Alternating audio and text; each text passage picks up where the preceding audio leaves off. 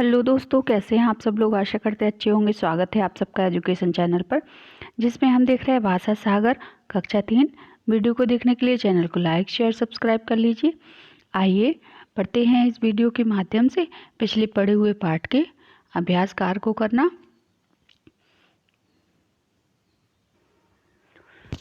पिछली वीडियो में हमने पर्यावरण से संबंधित पाठ को पढ़ा था और उसी से संबंधित इस अभ्यास कार्य को करेंगे तो हम जानेंगे पर्यावरण के बारे में और अधिक जानकारी। ये देखिए, पहला क्वेश्चन दिया गया है, विभा कूड़ा फेंकना कहाँ फेंकना चाहती थी। उत्तर है इसका, विभा नदी में कूड़ा फेंकना चाहती थी। फिर है, प्रदूषण से किसकी हानि होती है। उत्तर है, प्रदूषण से पर्यावरण की हानि होती है। नेक्स्ट है, अपनी रक्षा के लिए किसकी सुरक्षा करनी चाहिए। उत्तर है, अपनी रक्षा के लिए पेड़ पौधों की सुरक्षा करनी चाहिए। फिर है, मोटर गाड़ियों के धुएं से क्या दूषित होती है। उत्तर है, मोटर गाड़ियों के धुएं से हवा दूषित होती है। अगला प्रश्न है, पर्यावरण किसे कहते हैं। उत्तर है, जो हमारे चारों ओर जो भी वातावरण है जिससे हम घिरे रहते हैं उसे पर्यावरण कहते हैं।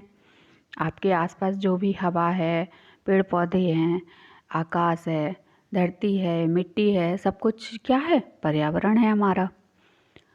नेक्स्ट क्वेश्चन है, तालाब का पानी कैसे गंदा होता है। उत्तर है, तालाब का पानी कूड़ा कचरा फेंकने से गंदा होता है। अगला प्रश्न है, नगरों का गंदा जल कहाँ पहुँचता है। उत्तर है, नगरों का गंदा जल नालियों से होता हुआ नदियों में गिरता है। अगला प्रश्न है, प्रदूषण के कारण कौन सी बीमारियां होती हैं। उत्तर है, प्रदूषण के कारण आँख, कान, पेट और त्वचा संबंधी बीमारियां होती हैं। अगला प्रश्न है, हमारे चारों ओर का वातावरण क्यों गंदा होता है।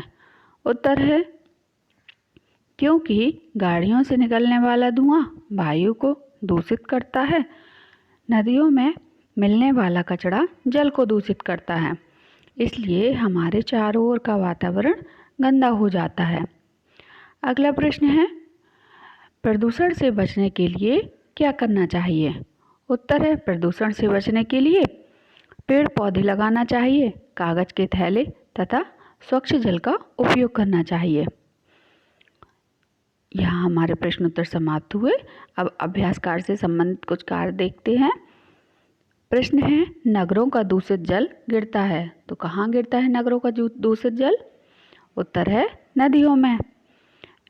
अगला वाक्य है, तेज आवाज़ में लाउड स्पीकर बजाने से होता है। तेज आवाज़ में आवाज़ से संबंधित है तो ये जल भी नहीं होगा, वायु भी नहीं होगा, मृदा भी नहीं होगा, क्या होगा, ध्वनि प्रदूषण। अगला प्रश्न है, प्रदूषण से बचने का उपाय क्या है। वृक्ष लगाना, स्वच्छ जल का उपयोग करना, कागज के थैले बनाना, ये सभी का प्रयोग करेंगे तभी हम अपने पर्यावरण को सुरक्षित रख पाएंगे। यहाँ ये सभी। अगला प्रश्न है, मिट्टी को प्रदूषित होने का क्या कारण है।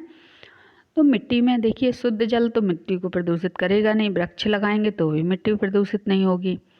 यहाँ प्लास्टिक की थैलियाँ का प्रयोग करते हैं। जो प्लास्टिक की थैलियाँ होती हैं वह मिट्टी में डिजॉल्व नहीं होती हैं, जो मिट्टी को प्रदूषित करती हैं। तो यहाँ आंसर होगा प्लास्टिक की थैलियाँ। अब यहाँ कुछ वाक्य दिए गए हैं जो किसने किससे कहे थे, वो देखना है। मनुष्य अपना स्वार्थ पूरा करने के लिए वातावरण को प्रदूषित करता है, तो यह पिताजी ने कहा था। फिर अगला वाक्य है, ऐसा नहीं करना चाहिए जिससे पर्यावरण को हानि हो, तो यह भी पिताजी ने कहा था। प्रदूषण के कारण कई तरह के रोग होते हैं, यह रुचि ने कहा था। अगला वाक्य है, वस्तुओं को इधर उधर फेंकने से हमारी मृदा प्रदूषित हो रही है, तो यह भी पिताजी ने कहा था। तो देखिए, 3 वाक्य पिताजी ने कहे, 1 वाक्य रुचि के द्वारा कहा गया है। अगला, यहाँ खाली स्थान दिए गए हैं, जो साइड में यहाँ उसके उत्तर भी दिए हैं, उनको देखकर इसमें फिल करना है। जैसे नदी डैश में कूड़ा आदि फेंकना चाहिए, नहीं फेंकना चाहिए, तो कहाँ, सरोवर, सरोवर मतलब तालाब। फिर जीव जंतु और वनस्पतियों पर इसका बुरा डैश पड़ता है, क्या पड़ता है, प्रभाव। फिर है, तेज हवा तेज आवाज़ में बजते लाउड स्पीकर डैश प्रदूषण के कारण है। किसके कारण है? ध्वनि प्रदूषण के। फिर है हमें डैश के थैले का उपयोग में लाना चाहिए। किसके थैले का? कागज़ के थैले का। तो ऐसे आप इसको फिल कर लीजिए। फिर देखिए यहाँ छोटा सा पैराग्राफ दिया गया है, उसमें से हमको अनुच्छेद को पढ़ के और जो नीचे प्रश्न दिए गए हैं उनके उत्तर लिखने हैं। तो ये तो बहुत सरल काम है, आप कर सकते हैं, करके देखिए। जैसे यहाँ बताया गया है हमारे चारों ओर जो वातावरण है जिससे हम घिरे रहते हैं उसे पर्यावरण कहते हैं। पृथ्वी हमें शुद्ध जलवायु, वनस्पति एवं मिट्टियाँ देती है, परंतु मनुष्य अपना स्वार्थ पूरा करने के लिए वातावरण को प्रदूषित करता है। तो ये इसका पहला प्रश्न पूछा गया है, पर्यावरण किसे कहते हैं। तो पाठ के शुरू में भी हमने पर्यावरण के बारे में जाना था कि पर्यावरण किसे कहती है, यहाँ भी वही पूछा गया है। देखिए हमारे चारों ओर जो वातावरण है उसे हम जिससे हम घिरे रहते हैं उसे हम पर्यावरण कहते हैं। पहली लाइन में ही इसका उत्तर है। फिर है दूसरा, पृथ्वी हमें क्या देती है, तो दूसरी लाइन में दूसरे प्रश्न का उत्तर है, पृथ्वी हमें शुद्ध जल, वनस्पति, मिट्टी देती है। फिर तीसरा प्रश्न है, मनुष्य वातावरण को क्यों प्रदूषित करता है। तो उत्तर है, मनुष्य अपना स्वार्थ पूरा करने के लिए वातावरण को प्रदूषित करता है। फिर है पृथ्वी का समानार्थी क्या है। उत्तर है, पृथ्वी के समानार्थी पृथ्वी के पर्यायवाची बताने हैं। तो कोई भी लिख सकते हैं आप, धरती, धरा, वसुधा, पृथ्वी, भूमि। अब ये देखिए आपके अनुसार सफाई और स्वास्थ्य किस तरह संबंधित है। उत्तर है, गंदगी के कारण विभिन्न तरह की बीमारियां होती हैं जिसके कारण व्यक्ति परेशान हो जाता है, अतः स्वस्थ रहने के लिए हर तरह की स्वच्छता अनिवार्य है। ऐसे ही अगला प्रश्न है, यदि आपका मित्र सफाई पर ध्यान नहीं देता तो आप उसे कैसे समझाएंगे। उत्तर है, मैं उसे गंदगी से होने वाली हानियों के बारे में बताऊंगा, सफाई के लिए जिस साधनों का उपयोग किया जाना चाहिए उसके बारे में उसकी जानकारी दूंगा उसको। मैं इस तरह से अपने मित्र को जागरूक करूंगा और स्वच्छता के बारे में प्रेरित करूंगा। अगला प्रश्न है, रंगीन शब्दों में विलोम शब्द लिखे हैं, वाक्य में प्रयोग कीजिए। विलोम शब्द जो हैं उनको विलोम शब्द बना के वाक्य को फिर से पुनः लिखना है। जैसे यहाँ रविवार का दिन था तो चंद्रमा रात में चमकता है, तो दिन का उल्टा क्या हो गया, रात। ऐसे ही यहाँ पे जो लाल में यहाँ रेड कलर से जो शब्द लिखा है उसका हमें विलोम शब्द लिखना है। जैसे प्रदूषण से पर्यावरण की हानि होती है, तो हानि का उल्टा क्या होगा, लाभ। लाभ से संबंधित वाक्य बनाएंगे। स्वच्छ पर्यावरण से लाभ होता है। फिर है ग नंबर, हमें शुद्ध जल पीना चाहिए, तो शुद्ध का क्या होगा, अशुद्ध। उत्तर होगा, हमें अशुद्ध जल पीना चाहिए। फिर है प्रदूषण की समस्या दूर करना चाहिए, तो समस्या का उल्टा क्या होगा, समाधान। प्रदूषण की समस्या का भी समाधान करना चाहिए। अब यहाँ कुछ चित्र बने हैं, उनके पर्यायवाची लिखने हैं। जैसे ये किसका चित्र है, नदी का चित्र है, नदी का पर्यायवाची क्या होगा, सलीला, सरिता। यहाँ देखिए ये चित्र किसका बना है, पेड़ का, वृक्ष का, तो वृक्ष के पर्यायवाची क्या है, तरु, वृक्ष। आपको ये ब्लॉक में शब्द दिए गए हैं, वर्ण दिए गए हैं, उन वर्ण को मिलाकर यहाँ पर्यायवाची बना के लिखना है। जैसे ये चित्र किसका है, तालाब का, तालाब का पर्यायवाची क्या है, सरोवर, तालाब। ये तीसरा घ नंबर पे चित्र किसका है, नेत्र का, नयन का, लोचन का, तो ये नयन, लोचन इसके पर्यायवाची हैं। ऐसे ही अब देखिए ये बिल्कुल इजी वर्क है, बिल्कुल आसान है, इसमें कुछ नहीं करना है। ये जो प्रा लिखा है, प्रा में योग जोड़ेंगे तो क्या बन जाएगा, प्रयोग। ऐसे ही प्रा में गति जोड़ेंगे तो क्या बन जाएगा, प्रगति। प्रा में काश जोड़ेंगे तो क्या बन जाएगा, प्रकाश। और प्रा में सन्न जोड़ेंगे तो क्या बन जाएगा, प्रसन्न। तो प्रा को जोड़ के यहाँ ये शब्द निर्माण करना है।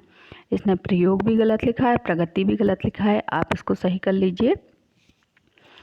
फिर यहाँ उप में कार जोड़ेंगे उपकार, उप में मान जोड़ेंगे उपमान, उप में ग्रह जोड़ेंगे उपग्रह, उप में योग जोड़ेंगे उपयोग। तो ऐसे आप इनको शब्द निर्माण कर दीजिए। अब यहाँ कुछ दिया गया है। शब्द के जिस रूप से उसके एक या अनेक होने का पता चलता है उसे वचन कहते हैं। ये तो आपने छोटी कक्षा में भी पढ़ा होगा। जैसे एक वचन और बहुवचन, दो प्रकार के वचन होते हैं ना। जैसे नाली का बहुवचन क्या दिया गया है यहाँ, नालियाँ। नाली एक नाली और नालियाँ बहुत सारी नालियाँ। जैसे पेड़ एक पेड़ और पेड़ों तो बहुत सारे पेड़, है ना। तो बहुवचन के सर्वनाम शब्द भी होते हैं। सर्वनाम शब्द में उसको क्या कहते हैं, वह का वे। वह का बहुवचन क्या होगा, वे। मैं का बहुवचन हम, यह का बहुवचन ये, इसे का बहुवचन इन्हें, उसे का उन्हें, इसका इन। तो ये सब क्या है, बहुवचन शब्द हैं। अब देखिए यहाँ उदाहरण के अनुसार रंगीन शब्दों के बहुवचन बनाकर वाक्य को दोबारा लिखिए। यहाँ भी फिर बिल्कुल आसान काम करना है, लेकिन आपको बहुवचन बनाने आने चाहिए पहले शब्दों के। जैसे हाथ में प्लास्टिक का थैला है, तो थैला का बहुवचन क्या होगा, थैले। उत्तर क्या बनेगा, हाथ में प्लास्टिक के थैले हैं। अब यहाँ देखिए प्रदूषण के कारण आँख खराब हो जाती है, तो आँख का बहुवचन क्या बनेगा, प्रदूषण के कारण आँखें खराब हो जाती हैं। आँखें बना के वाक्य बनाइए। ये दो वाक्य आप बना के बताइए। लोग नदी तालाब में कूड़ा आदि फेंक देते हैं, तो नदी और तालाब का बहुवचन क्या होगा, सोचिए जरा। नदी का बहुवचन होगा नदियाँ, तालाब का क्या होगा, तालाबों। वाक्य क्या बनेगा, लोग नदियों तालाबों में कूड़ा आदि फेंक देते हैं। तो यहाँ नदियों तालाबों करके वाक्य बनाइए। फिर पौधे का बहुवचन क्या होगा, पौधा का होगा पौधे, तो मुझे पौधे लगाना चाहिए। अब सामने लिंग लिखना है। लिंग मैंने पिछली वीडियो में भी बहुत अच्छे से समझाया है कि लिंग को हम कैसे पहचान सकते हैं कि यह पुल्लिंग है कि स्त्रीलिंग है। जैसे थैला क्या है, तो इसमें हम क्रिया या विशेषण शब्द जोड़ेंगे तो हमको पता चलेगा कि थैला स्त्रीलिंग है कि पुल्लिंग है। जैसे थैला बड़ा, बड़ा क्या है, विशेषण शब्द है। बड़ा जोड़ा तो क्या हो गया, थैला। पता चल गया कि ये पुल्लिंग है। अब हम इसमें क्रिया जोड़ के देखते हैं। जैसे थैला लाया, लाई नहीं होता है, तो भी पता चल गया कि ये पुल्लिंग है। ऐसे सभी शब्दों को आप पहचानिए और उसमें लिंग लिख लीजिए। जैसे यहाँ बताया गया है, कूड़ा क्या है, पुल्लिंग है। आवाज़ क्या है, स्त्रीलिंग है, आवाज़ आई। खाद, खाद अच्छी होती है, पेड़ों के लिए खाद अच्छी होती है। अच्छा नहीं लिखते हैं ना, तो स्त्रीलिंग। नदी बहती है, बहता है नहीं होता है, तो स्त्रीलिंग। कान, बड़े बड़े कान, बड़ी बड़ी नहीं होता, तो पुल्लिंग। आँख, बड़ी बड़ी आँख है, तो स्त्रीलिंग। प्लास्टिक, अच्छी प्लास्टिक, खराब प्लास्टिक, तो ये क्या है, स्त्रीलिंग है। अब यहाँ देखिए प्रदूषण के कारण आँख, कान, पेट, त्वचा से संबंधित बीमारियाँ होती हैं। किसके, प्रदूषण के कारण किससे संबंधित बीमारियाँ होती हैं। तो यहाँ हमें जो वाक्य दिया है उसका प्रश्न बनाना है। जैसे स्वच्छता के नियम का पालन करना चाहिए, तो इसका प्रश्न हमें किस लगा के बनाना है। तो यहाँ वाक्य बनेगा किसके नियम का पालन करना चाहिए, और यहाँ प्रश्नवाचक चिन्ह आएगा। इसने फुल स्टॉप डाला है, आप प्रश्नवाचक चिन्ह डालिए। फिर है हाथ में प्लास्टिक का थैला था, इसको प्रश्न बनाएंगे, हाथ में क्या था। फिर है नगरों का दूषित जल नदियों में गिरता है, तो नगरों का दूषित जल कहाँ गिरता है। फिर है प्रकृति की रक्षा हम सभी की रक्षा है, तो किसकी रक्षा हम सभी की रक्षा है, सोच के बताइए और लिखिए आप ज़रा। फिर है ये है संवर्धन गतिविधियाँ, तो यहाँ पर हमें कुछ नारे बनाने हैं प्रदूषण से संबंधित। हर प्रकार के प्रदूषण से बचने का संदेश देने के लिए नारे बनाइए। तो पहला हमने बनाया है यहाँ ध्वनि प्रदूषण, फिर जल प्रदूषण, वायु प्रदूषण, मृदा प्रदूषण। ध्वनि प्रदूषण का क्या बना? ध्वनि प्रदूषण पर रोक लगाएं, वातावरण को शुद्ध बनाएं। जल प्रदूषण का है जल जीवन का अनमोल रतन, इसे बचाने का करो जतन। वायु प्रदूषण का है शुद्ध हवा की ज़रूरत है क्योंकि जीवन बहुत खूबसूरत है। मृदा प्रदूषण का है मिट्टी में है जीवन अपना, प्रदूषित होने से बचाना मेरा सपना। तो ऐसे आप इसको लिख लीजिए। आगे एक प्रश्न दिया गया है, 2 प्रश्न दिए गए हैं। किसी चार्ट या पेपर पर चित्र बनाइए जो सफाई से संबंधित हो। तो ये चित्र बना के देख लीजिए। फिर है चित्र को देखिए, अपने मन में आने वाले विचार को लिखिए। तो चित्र को देखकर आपको क्या समझ में आ रहा है कि क्या समझाया जा रहा है, उसको आपको यहाँ लिखना है। तो आप उसको यहाँ लिख सकते हैं। ठीक है, तो ये काम आप पूरा कर लीजिए। यहाँ हमारा पाठ समाप्त हुआ। आगे की वीडियो में आगे की पाठ से संबंधित पढ़ाई करेंगे और जानेंगे अपने आसपास के पर्यावरण, आसपास के वातावरण, आसपास की चीज़ों के बारे में। और आपको कहीं भी कोई भी कठिनाई आ रही है, आप हमको लिख के भेजिए, हम उसका समाधान करने की कोशिश करेंगे। यहाँ इसको हम यहीं समाप्त करते हैं। धन्यवाद।